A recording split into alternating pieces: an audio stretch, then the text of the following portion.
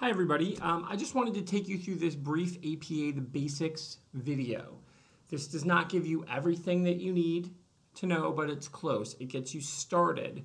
I'll also make reference to another video that is in the course home called Quoting versus Citing.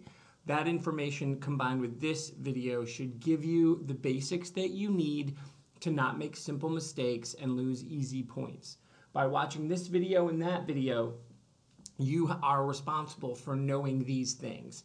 You can't claim that you didn't know how to quote, how to cite, what that meant, because everything in here is covered and you're responsible for it. Okay, so let's get started.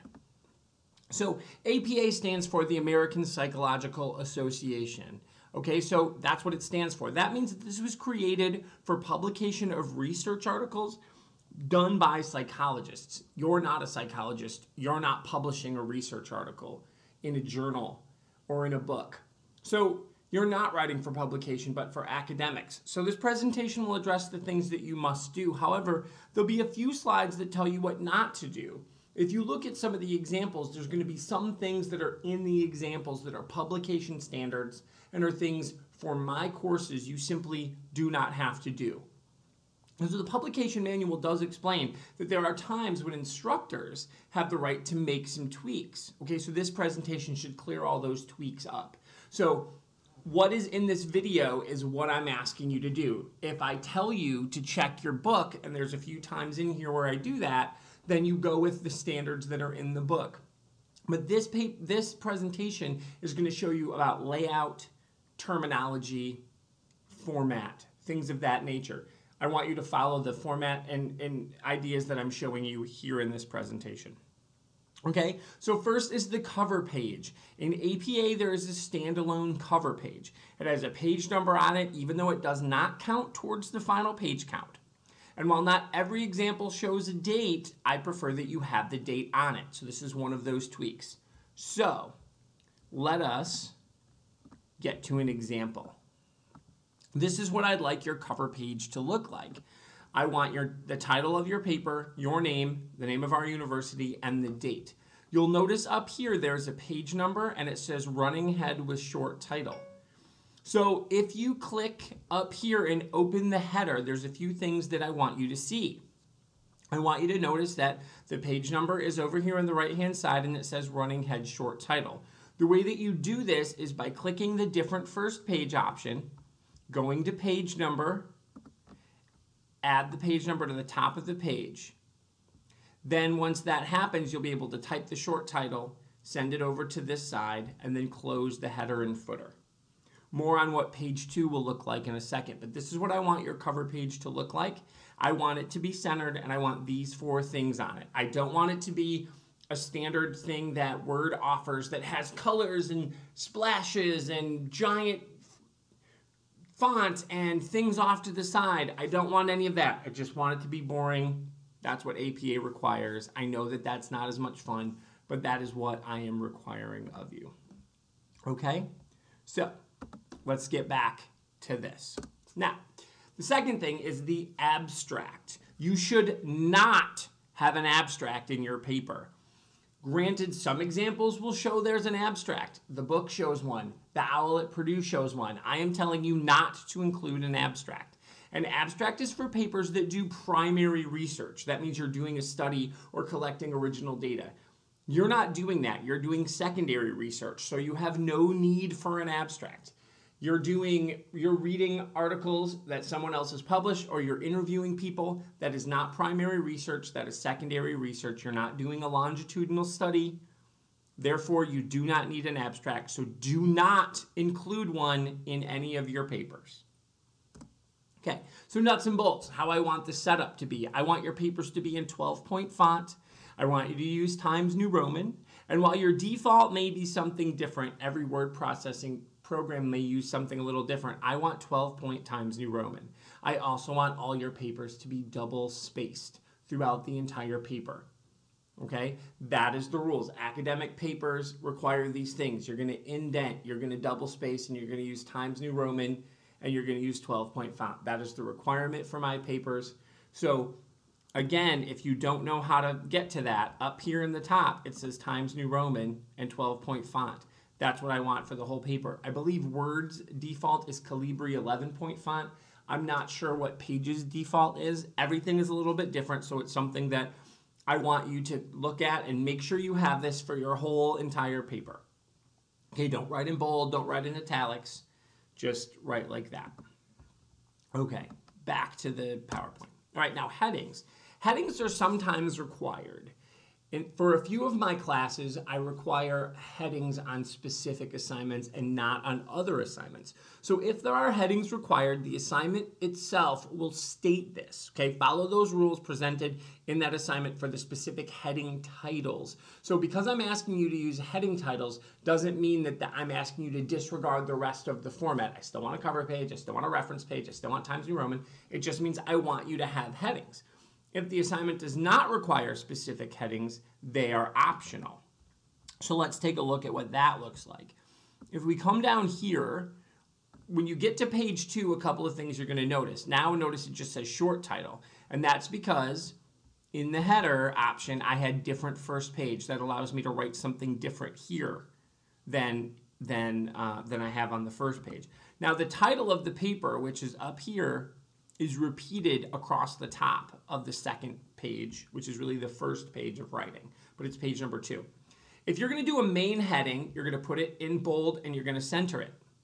If you're going to do a subheading, you're going to put it in bold and you're going to put it off to the left. So if my assignment requires 4 headings, introduction, analysis, opposition, conclusion, those are main headings and you're going to put those here. But if in your analysis, maybe you want to have 2 or 3 subpoints. So you have the main heading that says analysis, and then over here you use a specific word or phrase that is referenced to that analysis, and you're going to use a couple of those. Now the thing about headings is, if you're going to use headings, you must use headings throughout the paper. The only standalone heading is the reference page that doesn't require any other headings. All papers must have a reference page if you've cited. So that's a standalone page, which we'll get to later in this presentation. However, if you have a heading for introduction, then you're going to have headings throughout the paper. So introduction, even if you just use the generic terms, introduction, body, conclusion, if you're going to use the headings, you have to use them throughout the entire paper. So it's an all or nothing situation. So it is up to you unless it is explicitly stated in the assignment to use the headings. Okay. Back to our PowerPoint. Citing. There is a whole video called Quoting versus Citing in the course home. Watch that information. It is important, and you will be held to account for that information presented there. If you do not watch it, it doesn't mean that you can claim ignorance. You can't just say, oh, I didn't know I was supposed to cite when I paraphrased. I didn't know I was supposed to cite when I directly quoted. I didn't know I had to use quotation marks. That video covers all those things, so you have to watch that video. You can pause here and go to that if you want to, or you should have already watched that video. But before you watch this one, it doesn't actually really matter the order with which you watch them. So that information is valuable and you need to know it. Okay, so one point from that video that I want to point out here is that when in doubt, cite it. Always cite your information, cite it, cite it, cite it. If you're not sure if something is common knowledge, cite it. If you think that you've quoted too much information, put quotation marks and cite it. Always cite things, okay? So the standard format is in parentheses, last name and year, and that is all. First initials are reserved for the reference page, not for in-text. Last name and year. If there's more than one author, it's last name, ampersand, last name, year. If there's more than one author, there's different varieties for how you do that. Okay, so there are variety examples for what you do if you don't have an author, if you have more than one author, and it all depends on what kind of source you have. So consult your book and or the OWL at Purdue for those varieties. I'm not going to go through each one here because there are so many. A source with 10 authors is cited differently than a source with 2. A source with no author that's from an organization is cited differently than a source with no author that's from a newspaper or a .com website. So depending on the source, each thing is different. Consult your book and go from there. Okay, quotations. Now, this is also covered in the other video, but remember that you should try to keep your paper to about 10% or less in regards to direct quotes. That is not in the other video, but when you quote and why you quote is represented in the other video. Paraphrasing and summarizing are actually always better because the point of writing an academic research paper is to show your voice, that you've understood the material, you can integrate the material into your own thoughts. That's why paraphrasing and summarizing are always better. Okay, but should you use exact wording, you must have quotation marks and a citation immediately afterward, as shown in the quoting versus citing video. More on that in a second. However, should you have a direct quote that is more than 40 words, then it must be set up a little bit differently. So let's take a look at that example. So if we come down here, this is something that I'm pretending to be a direct quote. Last name, year, period. That's what it should look like. However, if you're going to do a direct quote that is more than 40 words, it should look like this. It has been said that, colon, and then here is something I'm pretending that is a direct quote that is quite long. For some reason, I felt this information could not be summarized or paraphrased, and thus I've decided to copy this information directly into my paper. This information is more than 40 words, last name, year. Then I'm going to return to normal. Notice that it is blocked off, everything is squared, and notice there are no quotation marks. The reason that there are no quotation marks is by indenting it this way, you're telling the reader this is a long quote and the information presented here is word for word from a source. That is the only time you can do a direct quote without a quotation mark. If it's a short one, anything from 39 words to 2 words, or 1 word even, it has to be directly quoted in this way. Okay, let's take a look at the reference page. Now, the reference page is a standalone page. It also has a page number, but that doesn't count towards the page total. So if you have a 10-page paper with a cover page and a reference page, it should be at least 12 pages long, meaning page 1 is the cover page and page 12 is the reference page, meaning 2 through 11 is the text of your paper. Keep in mind that a full page should be at least 3/4 worth of writing. So that's why your cover page and your reference page can't count towards the page total. They're not any writing. Your cover page has 10 words on it or 15 words, and your reference page may have 30 words on it, but it's not 3/4 of a page of writing. That's why they don't count towards the total. So a 10-page paper should have 12 page numbers. Okay, it's in alphabetical order by the information that is presented, and here's how that makes sense. So if you have an entry on your reference page, you must have a corresponding entry in the paper. You must have hanging indents, and it must be double spaced. I'll show you an example of that in just a second. So what I'm saying here, though, it's an alphabetical order, not by order that it appears in the text, and I mentioned this in the quoting versus citing video too, but it's an alphabetical order because it's easier for me as the instructor to find. So let's go to the sample here, and I just used the same reference page from the quoting versus citing video. So see, the word references is cited here. It's got a page number, even though it's technically not part of the paper.